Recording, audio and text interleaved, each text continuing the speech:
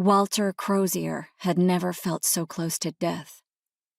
Not the year a bellyful of whiskey had carried his Bentley over the side of Mount Washington and forced him to remain abed for months, besieged by doctors shuffling in and out of his hospital room, clutching x-rays and downcast eyes.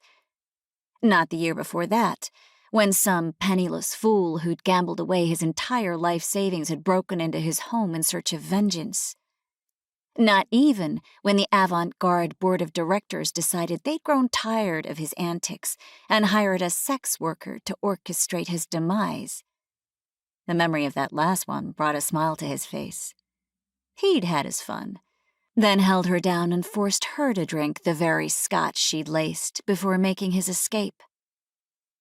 The company had nearly imploded once news of his survival leaked out, but he'd held it together by sheer force of will.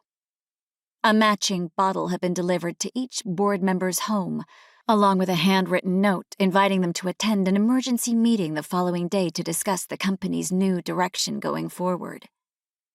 Even last month, when that backstabbing Jerome and his lickspittle associate had kidnapped him from his office and paraded him naked through the city on that ridiculous float, he'd known somehow that he would escape. He could feel it, deep in his guts.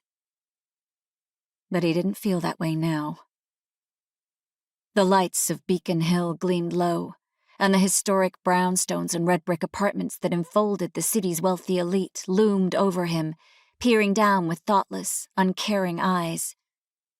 Church bells rang out from across the city, their echo singing softly through the street, wiping the smile from his face as he shivered inside his pea coat. He rounded the corner, and the silk cashmere scarf around his neck tightened involuntarily as the wind, the damnable wind that he both loved and hated, whispered warnings in his ears. He cursed and dug his fingers beneath the fabric, tearing it loose from his neck and hurtling it down to the street. "Let it rot," he thought as he hurried away.